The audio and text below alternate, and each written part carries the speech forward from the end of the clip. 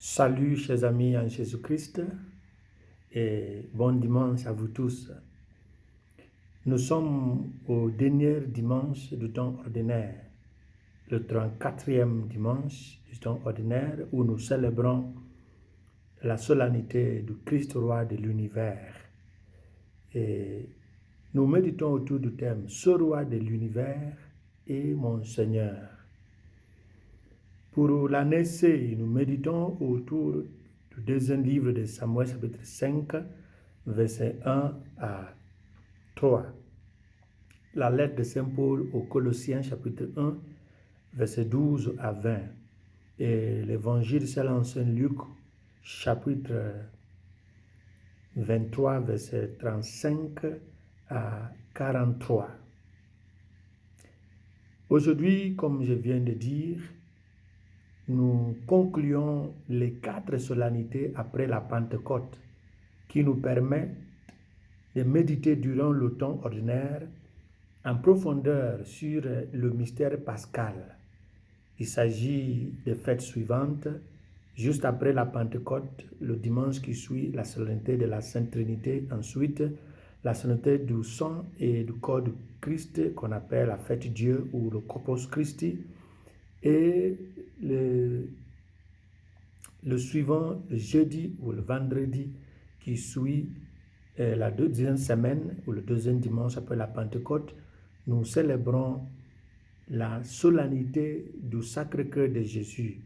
Et enfin, le 34e dimanche aujourd'hui, c'est la dernière solennité du temps ordinaire qui sont christocentriques ou christologiques, à savoir la fête d'aujourd'hui, la solennité du Christ, roi de l'univers.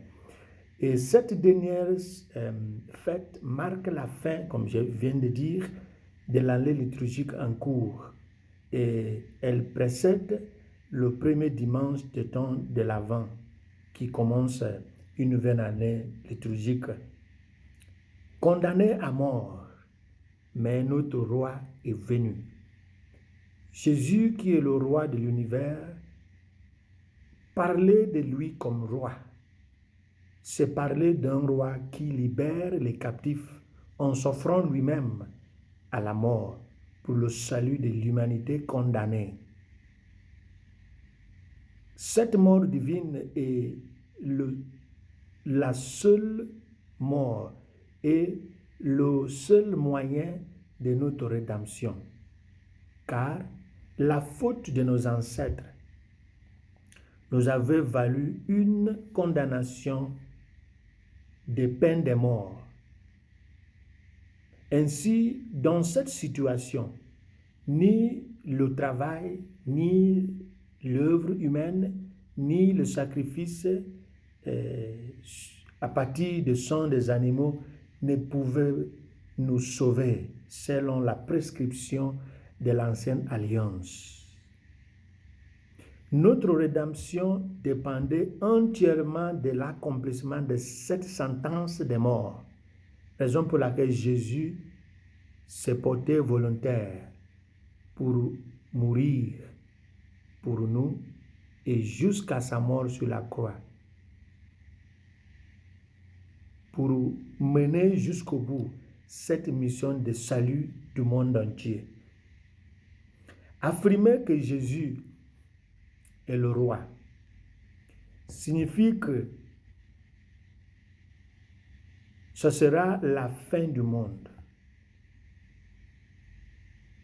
En effet, la période précédant la fête du Christ roi est une période d'attente, annonçant l'accomplissement du dessein de Dieu.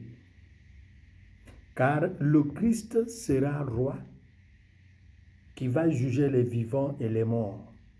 Et si nous lisons la lettre de Saint Paul aux Éphésiens chapitre 1, versets 19, 20 et 21, Jésus va posséder le dynamis, ce qui est le pouvoir, et l'exousia, ce qui est l'autorité pour pouvoir juger les vivants et les morts à travers la force d'agir qu'on appelle la kratos. Je crois que cela nous invite a hâté l'avènement de son règne, de son royaume. Cette fête fait allusion au moment où Jésus va soumettre l'univers entier à Dieu à la fin des temps, après avoir vaincu le dernier ennemi de l'homme, la mort, selon 1 Corinthiens chapitre 15, versets 24 à 26. Dieu est le seul roi. Et le livre de l'épître de Tite, chapitre 2, nous dit que Jésus est Dieu, Jésus est sauveur. Dieu est sauveur. Notre Dieu est sauveur, Jésus-Christ. Selon la tradition juive, la consécration d'un homme comme roi ne lui confère aucune autonomie en dehors de Dieu, le Dieu d'Israël. Donc Jésus qui est roi n'est pas hors de Dieu le Père. C'est pourquoi ne pas consulter Yahvé avant d'entreprendre quoi que ce soit est considéré comme une faute grave. C'est pourquoi Jésus, bien qu'il soit le roi, bien qu'il soit Dieu, se voit toujours en train de concerter avec le Père ou consulter le Père avant d'agir. C'est pourquoi on peut parler de l'obéissance selon la lettre aux Philippiens chapitre 2. Et cette considération d'attachement du roi à Yahvé se voit dans le deuxième livre de Samuel chapitre 24, versets 1 à 25. Dans les prescriptions du Deutéronome chapitre 17, il est prescrit au roi de lire chaque jour la loi dans son intégralité, afin, la raison pour qu'il doit lire, afin de ne pas s'en écarter, car c'est la loi de Dieu. C'est pourquoi on voit Jésus en train de méditer la parole de Dieu, en train d'enseigner la parole de Dieu, en train de prier pour être unifié, uni à la parole qui est lui-même et qui est Dieu. Les rois ne sont que des intermédiaires entre la main de Dieu. Ils sont des rois de la terre. Et nous ne saisissons pas l'occasion de rappeler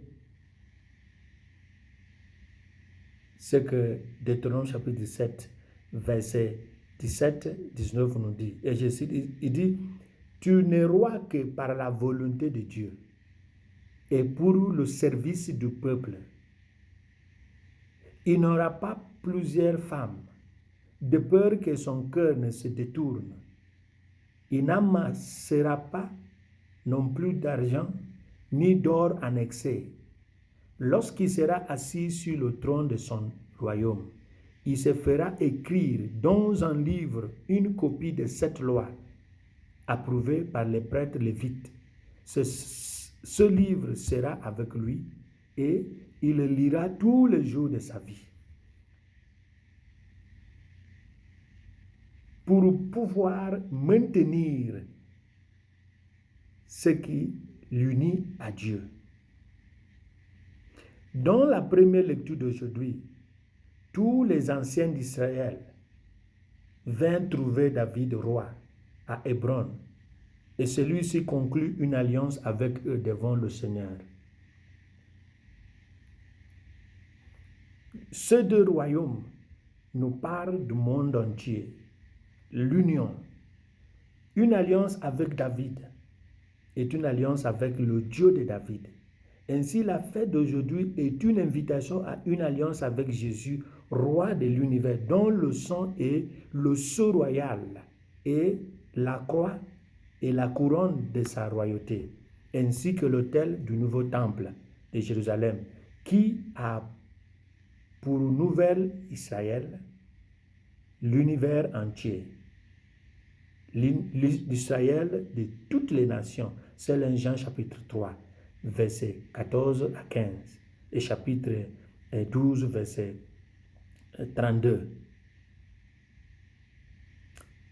3, 14, 15 nous dit, Et comme Moïse éleva le serpent dans le désert, il faut de même que le Fils de l'homme soit élevé, afin que quiconque croit en lui ne périsse point, mais qu'il ait la vie éternelle.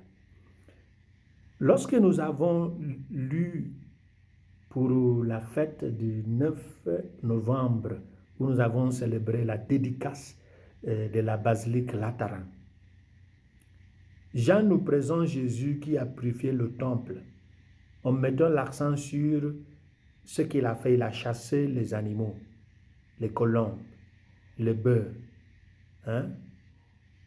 les gens de bureau de change, les marchands. Et lorsqu'on lui a demandé la raison pour laquelle il a agi ainsi, il dit, détruisez ce temple et après 3 jours, je le rebâtirai. Il a chassé les animaux pour devenir la victime de notre salut. Il dit, détruisez ce temple. Il ne faisait pas allusion au bâtiment. Il faisait allusion à lui-même qui sera le nouveau temple, qui sera le point d'accès entre Dieu et l'homme. Qui veut voir le Père désormais passera par moi. C'est moi le temple visible. Et c'est en quoi consiste Jésus qui est le roi de l'univers. Nous sommes le traité d'alliance continue. Ils disent, quand les Hébreux sont venus voir David à Hébron, ils disent, nous sommes les os de tes os et la chair de ta chair. Cette phrase que les anciens d'Israël adressèrent au roi David peut se traduire autrement. Nous avons part à ton héritage. De nos jours, cette part d'héritage de David qu'Israël réclamait nous est offerte gratuitement par Jésus-Christ à travers sa mort et sa résurrection. Il nous a ainsi placés dans le royaume. Alors, appartenir à ce royaume, c'est accomplir la volonté de Dieu de ce royaume. Ce qui est résumé dans le Notre Père. Que ton règne vienne, que ta volonté soit faite sur la terre comme au ciel. Alors pour accomplir la volonté de Dieu, la volonté de Jésus qui est le roi de l'univers et d'abord le roi de mon âme, nous devons aspirer à la sainteté. C'est ce que Jésus veut faire avec nous, qui aspirons à son royaume. Car si nous désirons, il se réalisera plus vite. C'est extraordinaire. Dieu veut nous le révéler. Il souhaite que nous participions à la gestion des affaires du royaume. Et c'est pourquoi nous pouvons parler de gagner des âmes pour Dieu à travers les activités missionnaires, de préserver les valeurs du royaume à travers les doctrines que nous enseignons. Si je désire vraiment, je ferai un petit effort pour cela.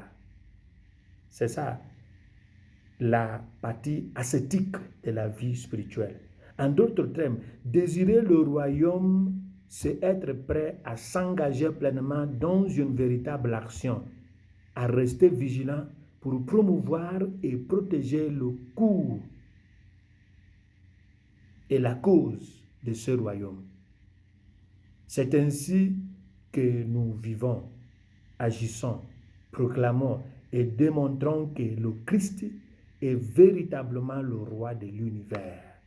Parce que lui-même ne le dit plus aujourd'hui. C'est à nous de le proclamer.